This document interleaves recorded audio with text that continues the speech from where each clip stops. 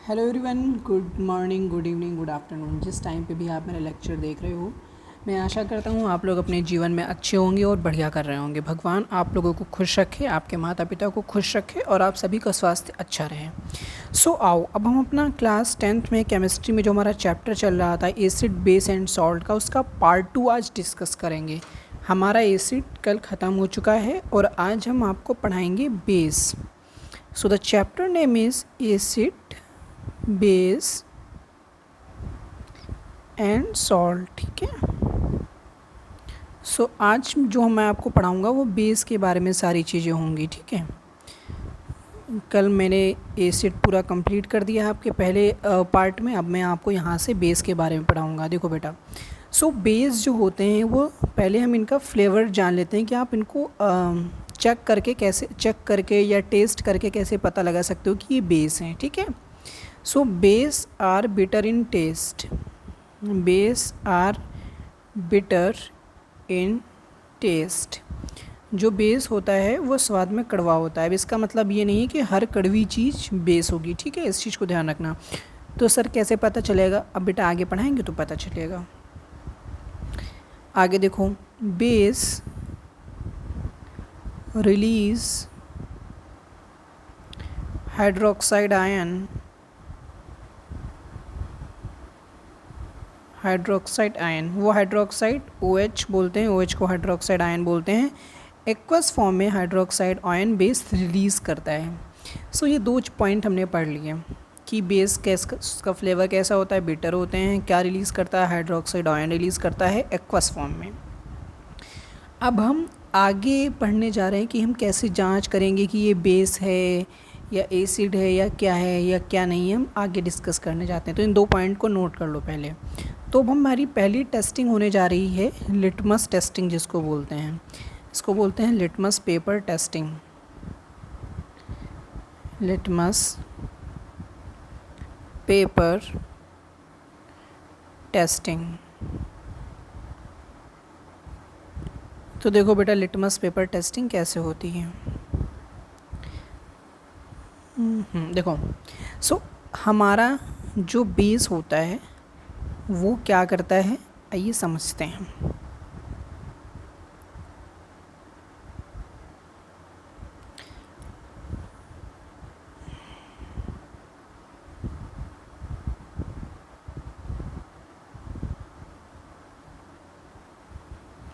जैसे कोई red colour का लिटमस पेपर है, रेड कलर का लिटमस पेपर है, क्या है, रेड कलर का लिटमस पेपर है।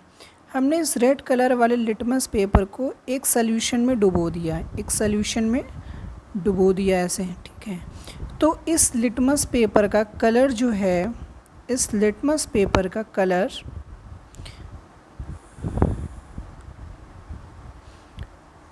ब्लू हो जाता है। क्या हो जाता है? ब्लू हो जाता है।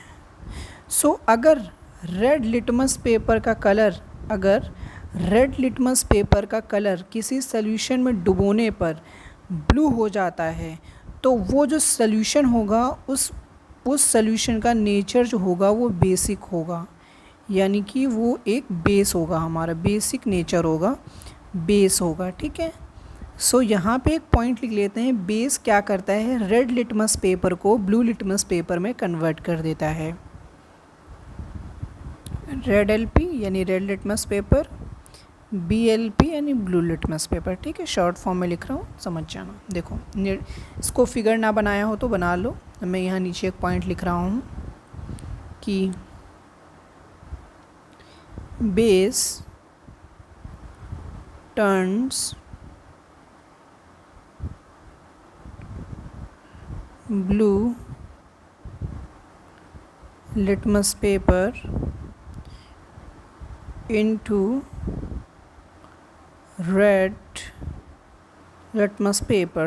सर क्या ये बात सही है? नहीं, ये सही बात सही नहीं है।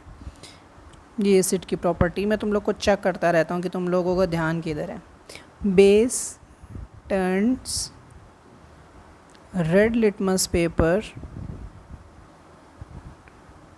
Into blue litmus paper. ठीक है, जो बेस होता है वो रेड लिटमस पेपर को ब्लू लिटमस पेपर में कन्वर्ट कर देता है। सो आई होप ये वाला पॉइंट आपको समझ में आया होगा, लिख लिया होगा आपने।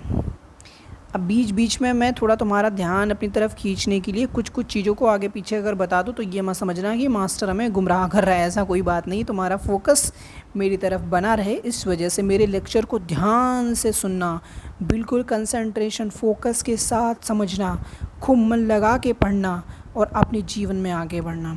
अगली टेस्टिंग देखो, अगली टेस्टिंग होती है हमारी फिनोल्फथलीन टेस्टिंग। अगली टेस्टिंग है हमारी फिनोल्फथलीन टेस्टिंग।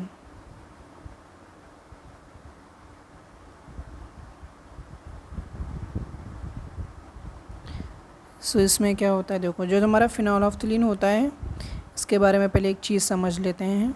बताया था मैंने अपने पिछले वीडियो में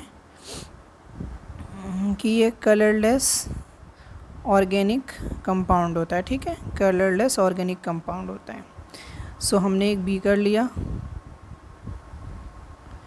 इसमें फिनोल्फथलीन में मिला दिया,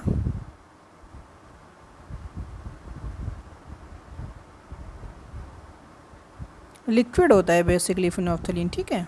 उसको हमने इसमें भिगो दिया, डाल दिया बीकर में फिनोल्फथलीन को लिक्विड फॉर्म में, और फिर उस फिनोल्फथलीन में हमने एक सब्सटेंस डाल दिया, ए सब्सटेंस डाल दिया हमने, कोई लिक्विड वो भी था, हमने इसमें मिला दिया। तो ये जो फिनोल्फथलीन अभी कलरलेस है, जो फिनोल्फथलीन अभी कलरलेस था, ये फिनोल्फथलीन एक पिंक कलर के लिक्विड में कन्वर्ट हो जाता है, एक कलरलेस लिक्विड पिंक कलर वाले लिक्विड में कन्वर्ट हो जाता है, ठीक है। तो ये सब्सटेंस जो होगा वो एक बेस होगा, क्या होगा, बेस, उसका नेचर बेसिक होगा। बेस कोई भी हो सकता है, सोडियम हाइड्रोक्साइड, पोटेशियम हाइड्रोक्साइड, बहुत सारे बेस होते हैं, अभी आपको एग्जांपल बताए जाएंगे तब आप समझ लेना, ठीक है। सो ये आपको समझ में आना चाहिए। तो यहाँ पे मैं इसका पॉइंट लिख रहा हूँ, base turns colourless phenolphthalein into pink colour. वो कलरलेस फिनोल्फथलीन को पिंक कलर्ड में कन्वर्ट कर देता है, ठीक। आई होप आपको बात समझ में आ गई होगी बेटू। अगली टेस्टिंग जो है वो है हमारी methyl orange testing.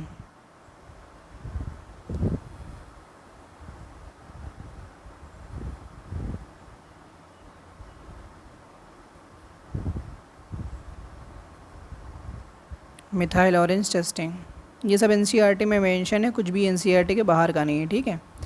Methyl orange testing, methyl orange नाम से ही समझ में आ रहा होगा, जो हमारा मिथाइल ऑरेंज होता है वो ऑरेंज कलर का होता है। किस कलर का होता है, ऑरेंज कलर का।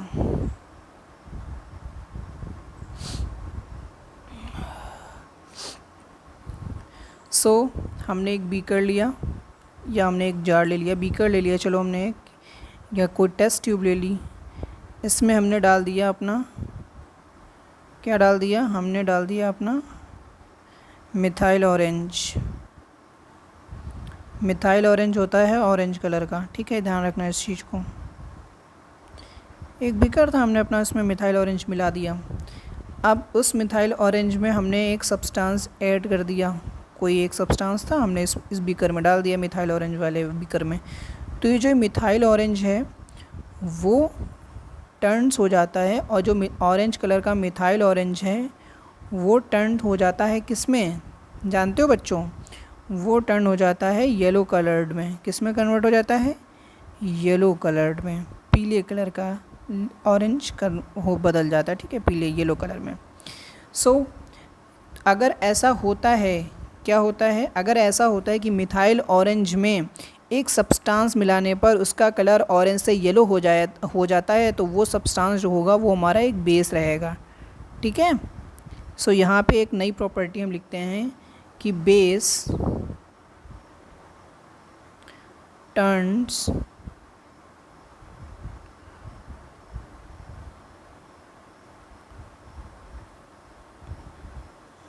Orange coloured methyl orange into yellow colour.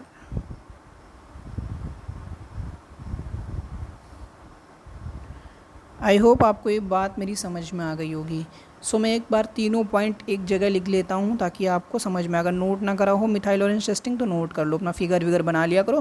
देखो फिगर बना के पढ़ते हो ना तो अच्छा रहता है कि एग्ज़ाम टाइम में बहुत हेल्प करता है, रिवीजन में क्विक रिवीजन हो जाता है। ठीक है, मैं यहाँ पे तीनों पॉइंट लिखे दे रहा हूँ कि बेस क्या करता है, turns red litmus paper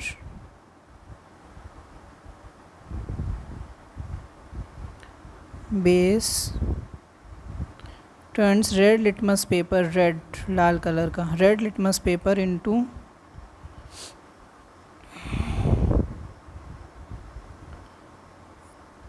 blue litmus paper.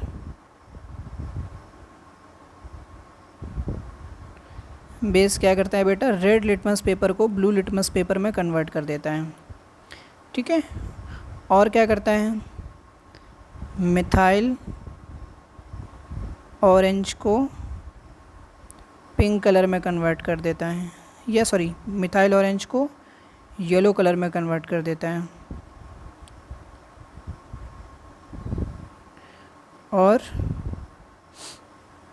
फिनोल्फ्थलीन को किस में कर देता है, कलरलेस से पिंक कलर में। यहाँ पे होगा पिंक कलर। बहुत अटेंटिव होकर मेरे लेक्चर अटेंड करना, मैं बता चुका हूँ आप लोगों को। ठीक है सो ये पहला देखो, रेड लिटमस पेपर को ब्लू लिटमस पेपर में कन्वर्ट करता है, मिथाइल ऑरेंज को येलो कलर में कन्वर्ट करता है, फिनॉल जो कि कलरलेस होता है उसको पिंक कलर में कन्वर्ट कर देता है।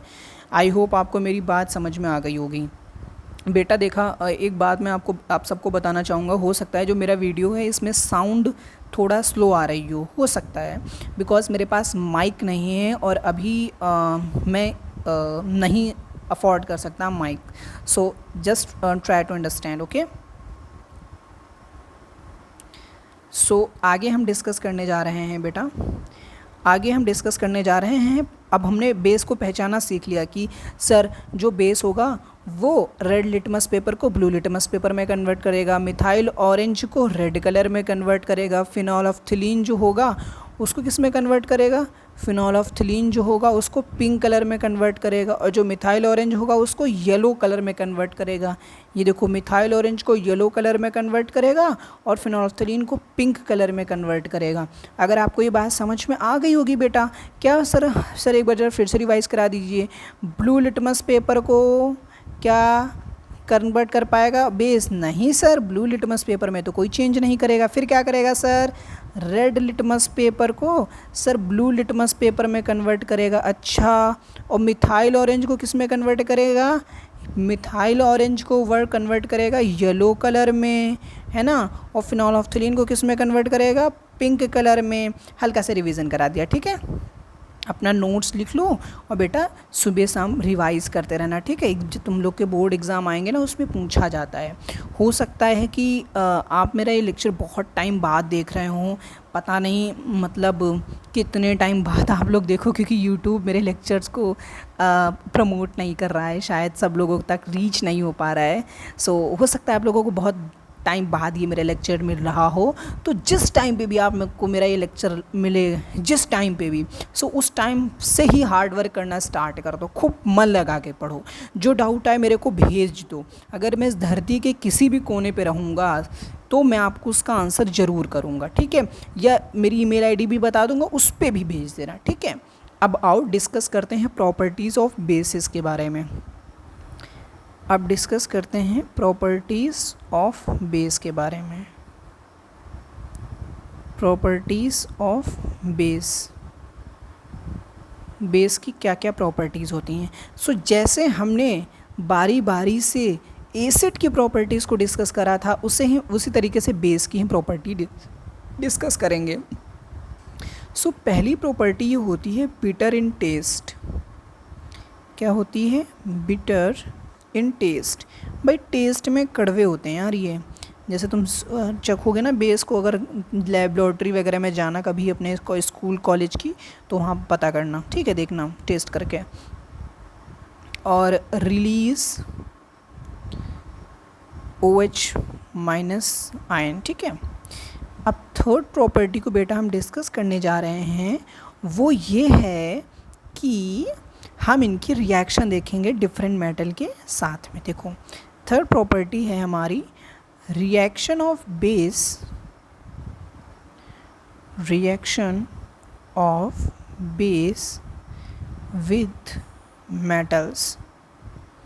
मेटल्स के साथ कैसे रिएक्शन करते हैं बेस, आओ समझते हैं।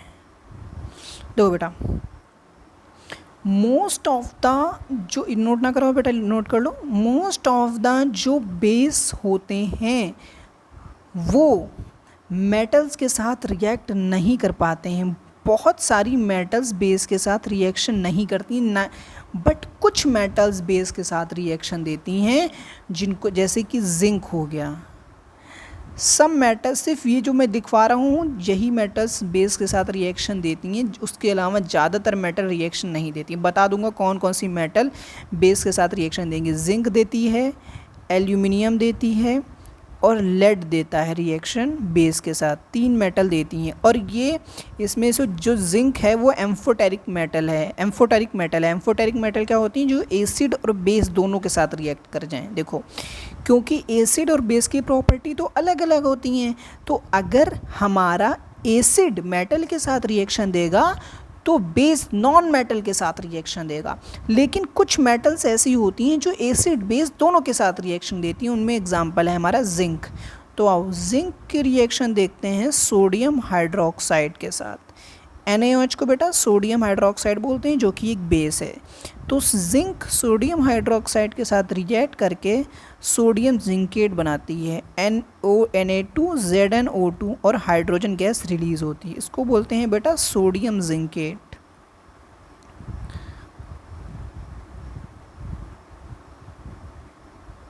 Sodium zincate.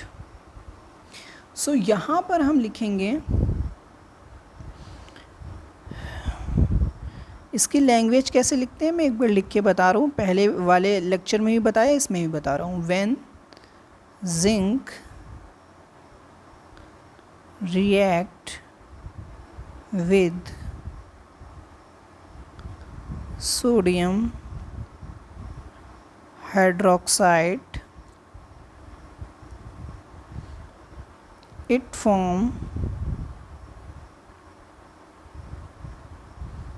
sodium zincate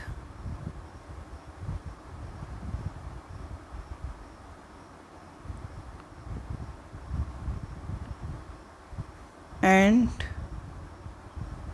release hydrogen gas. ठीक है, सोडियम जिंकेट का फॉर्मेशन करती है और हाइड्रोजन गैस रिलीज़ करती है। ठीक है, जिंक एक एम्फोटेरिक मेटल है, इसको याद रखिए, बोर्ड एग्जाम में कई बार ऑब्जेक्टिव क्वेश्चन आता है विच मेटल इज एम्फोटेरिक, तो जिंक एक एम्फोटेरिक मेटल है, याद रखना।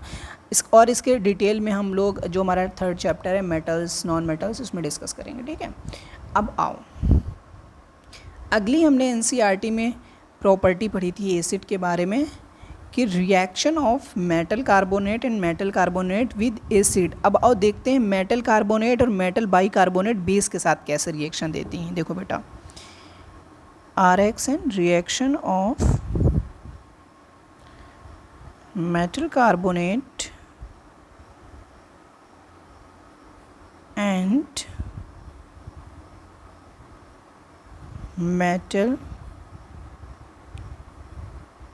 Metal bicarbonate with base. Base के साथ कैसे रिएक्शन होगी मेटल कार्बोनेट और मेटल बाइकार्बोनेट की, देखेंगे आओ बेटा। चलो आओ देखते हैं। सो देखो, पहले जिसके साथ रिएक्शन होती है ना उसका नेचर पता कर लेते हैं, इसका नेचर क्या है। देखो बेटा, मेटल कार्बोनेट और मेटल बाइकार्बोनेट, इन दोनों का जो नेचर होता है ना बेटू, वो होता है बेसिक नेचर होता है इनका।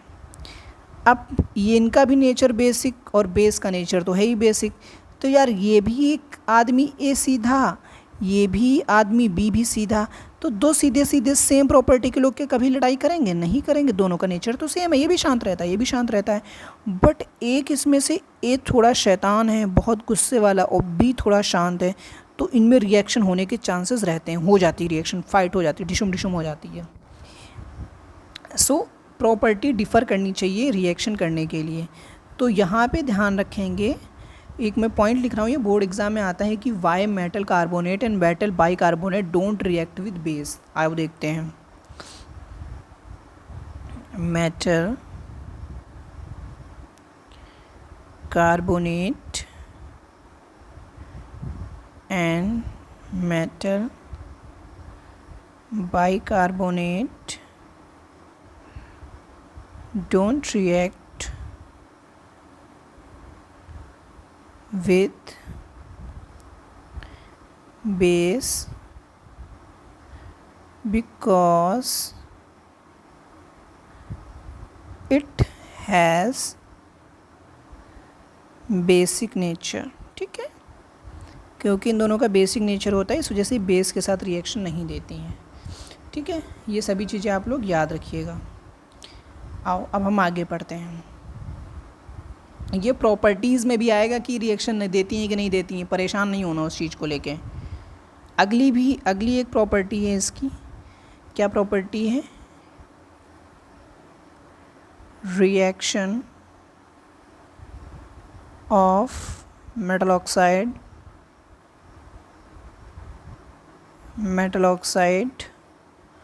With base.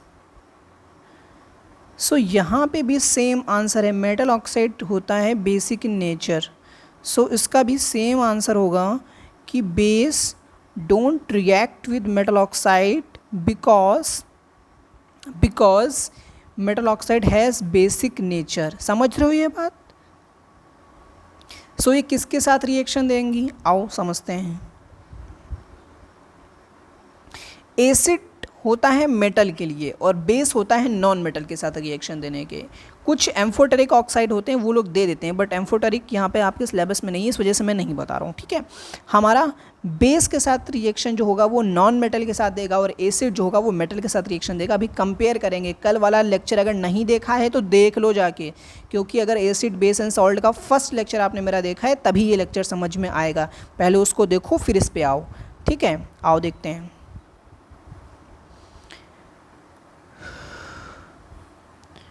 reaction of non-metallic oxide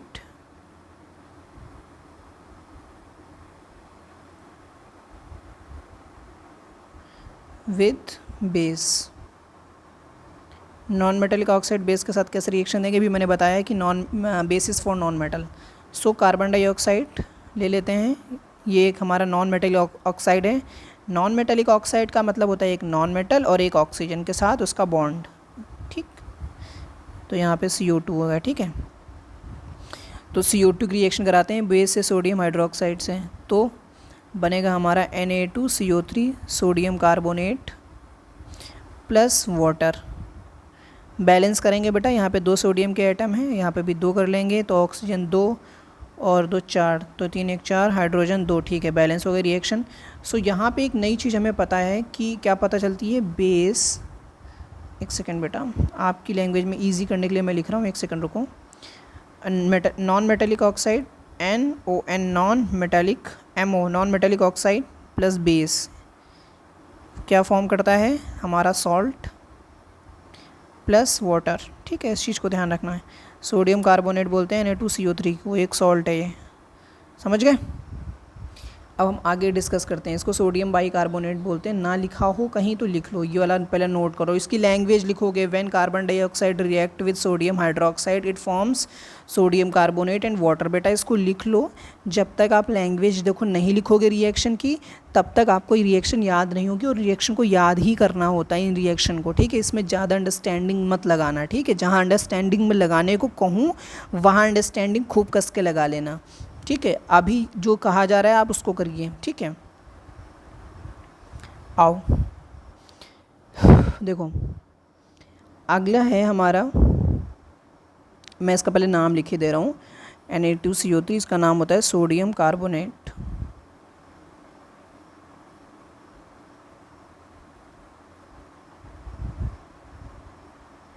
ठीक, आओ अब आगे पढ़ते हैं। आगे हमारा है सबसे लास्ट प्रॉपर्टी हमारी reaction of base with water. यहाँ से स्ट्रॉन्ग और वीक बेस का भी कॉन्सेप्ट डेवलप्ड होगा। इसको ज़रा ध्यान से देखना। तुमने एक बाल्टी में अपना प्योर वाटर लिया भैया, कोई बीकर में, उसमें तुमने मिला दिया NaOH मिला दिया, ठीक, इसमें मिला दिया, तो क्या होगा, रिएक्शन क्या होगी इसको समझेंगे। जब हम किसी बेस को वाटर के साथ रिएक्ट कराते हैं एक्वस फॉर्म में, ठीक है, सो वो ब्रेक हो जाता है, OH माइनस आयन देता है हमें, OH माइनस आयन रिलीज़ करता है, ठीक है, यहाँ पे ब्रेक हो जाएगा और OH माइनस आयन हमें मिल जाएगा, ठीक है। तो सिंपल सा रिएक्शन है, क्या है, सिंपल सा रिएक्शन है, मैं लिख रहा हूँ, एक सेकेंड देखो ज़रा। सिंपल सा रिएक्शन है कि NaOH वाटर की प्रेजेंस में Na प्लस और OH माइनस में टूट जाता है, ठीक है। उसी तरीके से पोटेशियम हाइड्रोक्साइड K प्लस और OH माइनस आयन में टूट जाता है।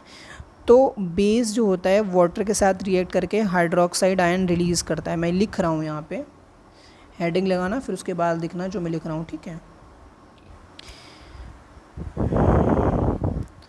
When base react with water, it release hydroxide ion या OH माइनस आयन भी बोल सकते हो, ठीक है, हाइड्रोक्साइड आयंस, समझे।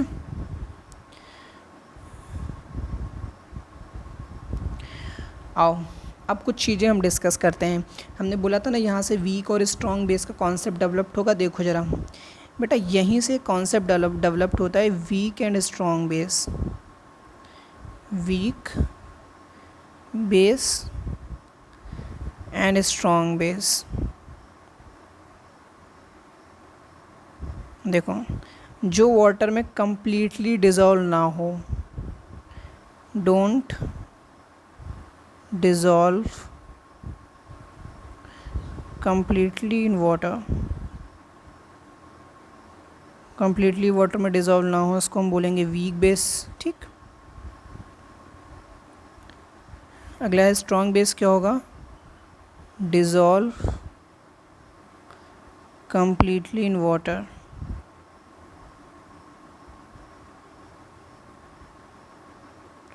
ये हमारे स्ट्रॉन्ग बेस में आएगा। तो ईजी है, स्ट्रॉन्ग बेस और वीक बेस तो बहुत ईजी होता है।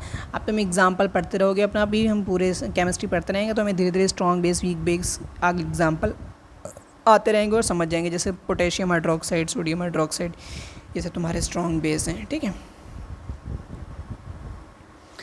अब यहाँ पे हम एक बेटा बहुत इम्पॉर्टेंट चीज़ डिस्कस करने जा रहे हैं कि एसिड और बेस की केमिकल प्रॉपर्टीज़ में क्या डिफरेंस होता है।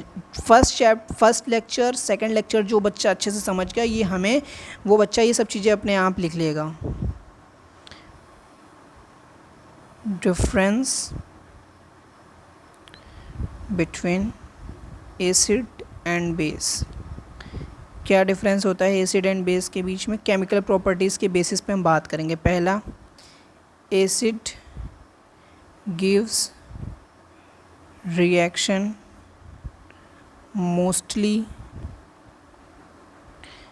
विद किसके साथ रिएक्शन देता है, with metals. Acid mostly metals के साथ रिएक्शन देते हैं। यहाँ पे बेस का लिख रहा हूँ, बेस गिव्स, एम्फोटेरिक मेटल्स की बात नहीं हो रही है, ठीक है। यहाँ पे बेस गिव्स रिएक्शन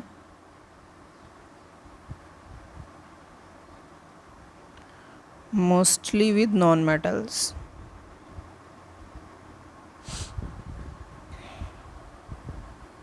आगे देखेंगे। अगली प्रॉपर्टी है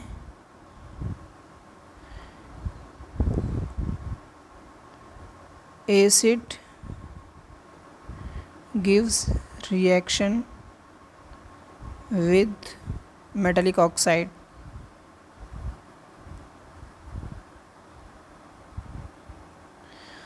एंड यहाँ पे base gives reaction with non metallic oxide.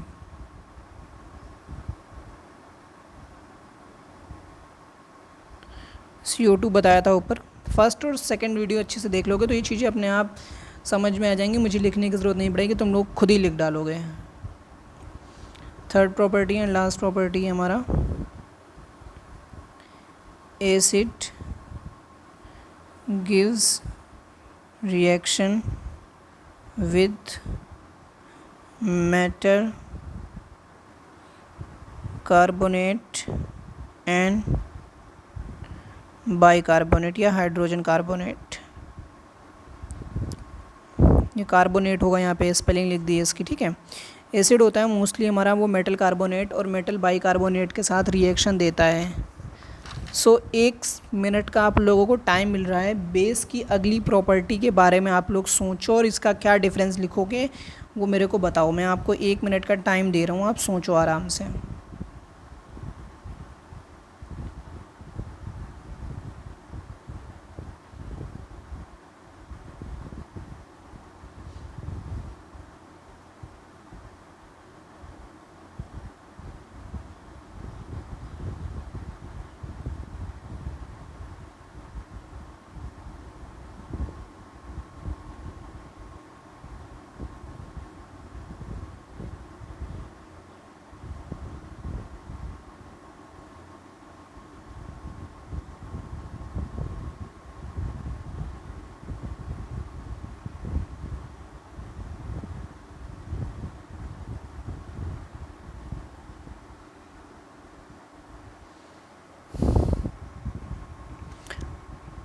हो गया आप लोगों का 1 मिनट पूरा। सो अगली प्रॉपर्टी बेटा ये रखेंगे कि बेस डोंट रिएक्ट, ये प्रॉपर्टी तुम लोग खुद लिख लेना, base don't react with metal carbonate and bicarbonate. अब तुम लोग बोलोगे कि सर जैसे यहाँ पे था ना नॉन मेटेलिक ऑक्साइड, वैसे नॉन मेटेलिक कार्बोनेट और नॉन मेटेलिक बाइकार्बोनेट नहीं होता है क्या? तो इसका आंसर है भाई नहीं, नॉन मेटेलिक कार्बोनेट और नॉन मेटेलिक बाइकार्बोनेट चीज़ें ऐसी नहीं होती हैं, ठीक है।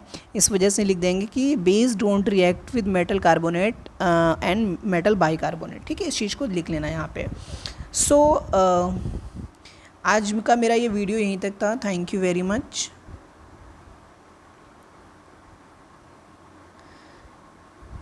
जिस किसी को जाना है वो अब जा सकता है, क्योंकि जैसे सब लोग जानते हो कि जब मेरा चैप्टर कंप्लीट हो जाता है तो मैं एक स्टोरी सुनाता हूँ सभी अपने प्यारे से बच्चे को। Chapter complete in the sense lecture complete हो जाता है, थैंक यू की स्लाइड आ जाए जब नीचे लिख दूँ मैं, तो मैं बच्चों को अपने कुछ स्टोरी सुनाता हूँ। सो बच्चों आज की जो स्टोरी है वो मेरी क्लास के बारे में ही है, मेरी क्लास की स्टोरी है। When I was in 10th standard. So जब मैं 10th स्टैंडर्ड में था तो मेरी क्लास में एक लड़का पढ़ता था। उसका नाम मैं ओपन नहीं कर सकता, उसका नाम इस एग्ज़ाम्पल ले लो, इसका नाम रमेश मान लो, रमेश उसका नाम है, बट उसका नाम कुछ और था। सो उसका वो जो बच्चा था बहुत ही ज़्यादा, मतलब वो जो लड़का था वो बहुत ही ज़्यादा मतलब शांत टाइप रहता था, चुप चुप रहता था। जैसे कोई टीचर क्वेश्चन पूछे सो वो आंसर नहीं करता था, कोई टीचर कुछ पूछे तो बताता नहीं था कुछ, बिल्कुल भी चुप रहता था। बट मेरा क्या था, मेरा नेचर थोड़ा अलग था। मेरा नेचर क्या था, जैसे कोई टीचर कोई क्वेश्चन पूछ रहा है तो मैं तुरंत बता देता था अगर मेरे को आता रहता था, या आंसर पूछ रहा है तो मैं तुरंत खड़ा होकर बता देता था कि हाँ भाई हाँ इसका आंसर ही होगा। सो वो बच्चे क्लास में बहुत ज़्यादा फेमस नहीं था और वो बच्चा बिल्कुल पीछे बैठा करता था। बट आप एक तो हमारे जब 10th में हाफ ईयरली एग्ज़ामिनेशन हुए, 9 तक वो बच्चा बहुत ही एवरेज स्टूडेंट था, किसी से उसको कुछ ज़्यादा मतलब उम्मीद नहीं थी। बट उसके जब हाफ ईयरली एग्ज़ाम हुए हम लोगों के, सो भाई उस बच्चे ने, जिसका मेरा नाम रमेश बोला, उस स्टूडेंट का स्कोर भाई पूरी क्लास में सबसे ज़्यादा था, ठीक है। मुझसे भी मेरा स्कोर भी उससे थोड़ा कम था उस टाइम पे हाफ ईयरली एग्ज़ामिनेशन में। सो बिल्कुल वो बोलता नहीं था, किसी चीज़ को कोई आंसर नहीं देता था। तो वहाँ से समझ में आया भाई ये जो साइलेंट रहने वाले लोग होते हैं, जो शांत रहते हैं, ज़्यादा बोलते नहीं हैं क्लास में, इनके अंदर भाई बहुत टैलेंट होता है। सो उस बच्चे का उसका स्कोर मेरे को आज भी याद है। फाइनली बोर्ड एग्जामिनेशन में मेरा और उसका स्कोर बिल्कुल बराबर का था। बट यहाँ पे एक चीज़ देख रहा हूँ ना, मैं फेमस था, मुझे जानते थे सब लोग क्लास में कि मैं पढ़ता रहता हूँ, ऐसी ऐसी चीज़ें करता हूँ, बट उसको नहीं जानता था कोई। फिर भी भाई उसका स्कोर आउटस्टैंडिंग आया बोर्ड एग्जामिनेशन में। सो यहाँ से मेरे को एक बात समझ में आई कि जो बच्चा नहीं बोलता है ज़्यादा, चुपचाप रहते हैं क्लास में, उनके अंदर भी बहुत टैलेंट होता है। सो वो जो बात है ना कि डोंट जज a book by its cover, वो मेरे को यहाँ से समझ में आई। डोंट जज एनी स्टूडेंट भाई विद मतलब किसी स्टूडेंट को जज नहीं करना चाहिए कि उसके अंदर कितना टैलेंट है, कितना टैलेंट नहीं है। कुछ भी हो सकता है, छुपे रुस्तम होते हैं ऐसे लोग। इस वजह से बोला जाता है कि समंदर का मतलब शांत समंदर और शांत नदी की गहराई का कभी अंदाज़ा नहीं लगाना चाहिए। उसी तरीके से साइलेंट स्टूडेंट की कभी नॉलेज का अंदाज़ा नहीं लगाना चाहिए। कुछ भी हो सकता है उनके अंदर, ये भी हो सकता है वो डल हो या मतलब या बहुत नॉलेज हो, ठीक है। सो यार मेरा ये जो वीडियो था, अगर आप लोगों को समझ में आया हो तो लाइक कर देना, चैनल को सब्सक्राइब कर देना। बट मेरी कंडीशन है, ये लेक्चर आपको बेटा तभी समझ में आएगा जब आपने इसका फर्स्ट वीडियो जो मैंने बनाया एसिड बेस एंड सॉल्ट का, वो मेरा देखा होगा तो अच्छे से समझ में आएगा, ठीक है। अगर कोई डाउट है आप लोगों को, कोई मतलब क्वेरी वगैरह पूछनी है तो कमेंट सेक्शन में डाउट लिख दिया करो। अब पता नहीं कि मेरा वीडियो कब तुम लोग तक पहुँचे, अगर मैं इस दुनिया में ज़िंदा रहूँगा तो ज़रूर आंसर कर दिया करूँगा यार। इस ईमेल आईडी पे अगर तुम लोग डाउट भेज दिया करोगे तो मैं आंसर कर दूँगा, ठीक है। love06@gmail.com, ठीक है। अब सर बोलेंगे, अब तुम लोग बोलोगे सर आपने लव से क्यों रखी है आईडी, कुछ तो बात है बेटा। ऐसी कोई बात नहीं है।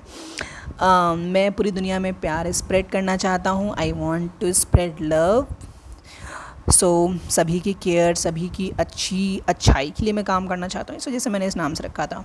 सो आप मेरी गॉड से प्रे है कि आप अपनी लाइफ में हेल्दी रहें, अपने जीवन में आगे बढ़ें, अपने माता पिता का नाम रोशन करें। और प्लीज़ यार अपने मम्मी पापा को जब सुबह आप लोग सो के उठते हो तो अपने मम्मी पापा के पैर छू लिया करो स्कूल जाने से पहले। अगर आप मतलब आपके रिलीजन में ऐसा होता है तो, अगर आपके रिलीजन किसी दूसरे रिलीजन से बिलोंग करते तो आपके रिलीजन में जैसे मम्मी को पापा को इज्जत तो यार सभी रिलीजन में होती है माँ बाप की। सो आपके रिलीजन में जैसे रेस्पेक्ट करते हो आप उस तरीके से कर सकते हो, ठीक है, रेस्पेक्ट। और शाम को भी मम्मा पापा को अच्छे से विश करके सोया करो सब लोग। और कभी कभी यार अपनी मम्मी के पैर वगैरह दबा दिया करो, पापा के पैर वगैरह दबा दिया करो। कभी तुम लोग मेरी बात मान के देखना यार, कभी ना मम्मी पापा तुम्हारे थक के आए हो ना, मतलब तुम भी थक जाते हो यार, ऑब्वियस सी बात है, पढ़ते हो इतना, मतलब पढ़ते तो हो यार है ना। जब तुम लोग भी पढ़ते हो तो कभी ना शाम को एक दिन बैठना कि और अपनी मम्मी के पैर पकड़ना कि लाओ मम्मी तुम्हारे पैर दबा दूँ, या आप मोहम्मदन तो लाओ अम्मी आपके पैर दबा दूँ या अब्बू आपके पैर दबा दूँ।